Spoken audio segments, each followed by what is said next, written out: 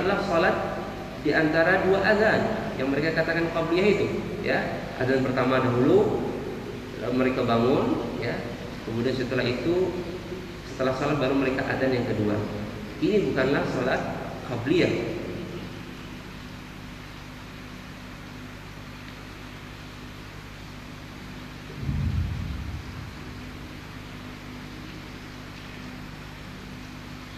Sedangkan kata Syekh bin Baz rahimahullah, sesudah sholat Jumat ada sholat sunnah rawatib, sekurang-kurangnya adalah 2 rakaat dan maksimumnya 4 rakaat.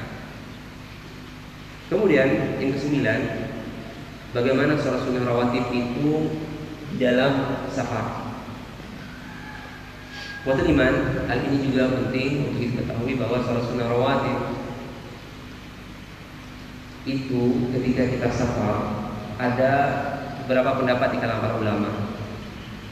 Ya, Ibnu Hajar menyebutkan 5 pendapat dalam hal ini. Yang pertama adalah yang mengatakan tidak boleh mengerjakan sholat rawatib di dalam keadaan safar. Ketika orang safar, rawatib itu ditinggal semuanya. Ditinggalkan secara mutlak, begitu juga sholat sunnah juga ditinggalkan. Yang dikerjakannya hanya sholat fardu. Ini adalah salah satu pendapat dari kalangan ulama. Tetapi pendapat ini lemah karena Nabi SAW mengerjakan sholat duha ketika penaklukan kota Mekah.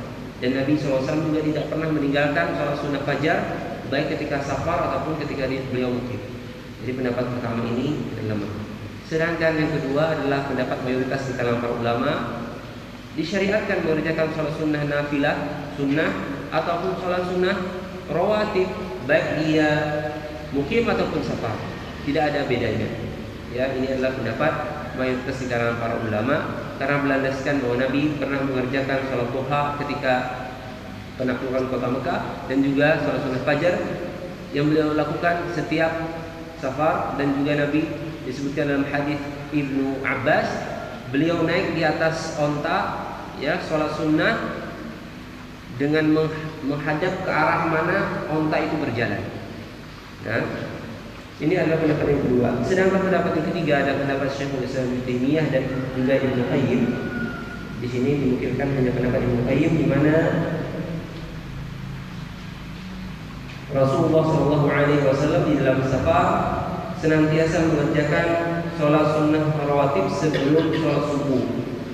Ya, jadi yang dikerjakan oleh Nabi hanya sholat sunnah rawatib sebelum subuh, sedangkan yang lain tidak lagi dikerjakan oleh Nabi SAW, ditinggalkan oleh Nabi SAW.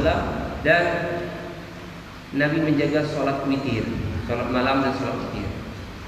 Sehingga pendapat yang ketiga ini adalah sholat sunnah nafilah, sholat sunnah nafilah dikerjakan seperti sholat duha, sholat malam dan sholat witir, ya, itu dikerjakan,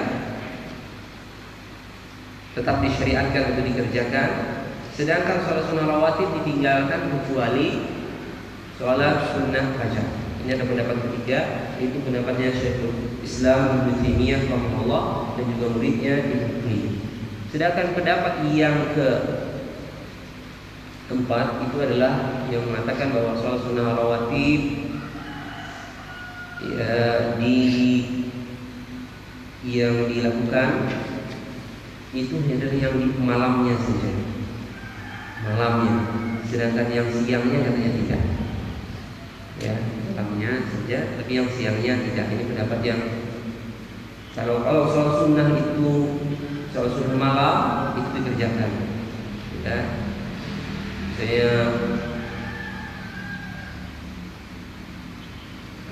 ba'diyah isya dikerjakan, kemudian sholat malam dan sholat witir dikerjakan. Yang malam dikerjakan, tetapi siang ditinggalkan. Ini pendapat yang keempat. Tetapi pendapat ini juga lemah karena hadis bahwa Nabi mengerjakan sholat duha ketika penaklukan kota Mekah. Ya, sedang sholat duha jelas di waktu mana? Siang. Kemudian pendapat yang kelima, ya, ini adalah pendapat Imam Bukhari dan disokong atau dibela oleh Ibnu Hajar di dalam Fathul Bari, yaitu salat sunnah rawatib qabliyah sebelum salat wajib itu dikerjakan bagi orang yang safar, sedangkan ba'diyah ditinggalkan. Ba'diyah tinggalkan. Jadi salat sunnah qabliyah zuhur dikerjakan, sedangkan ba'diyah zuhur ditinggalkan bagi orang yang musafir. Jadi qabliyahnya yang dikerjakan, sedangkan ba'diyahnya ditinggalkan. Ini pendapat dari Imam Bukhari dan dikuatkan oleh Ibnu Hajar di dalam kitabnya Fathul Bari.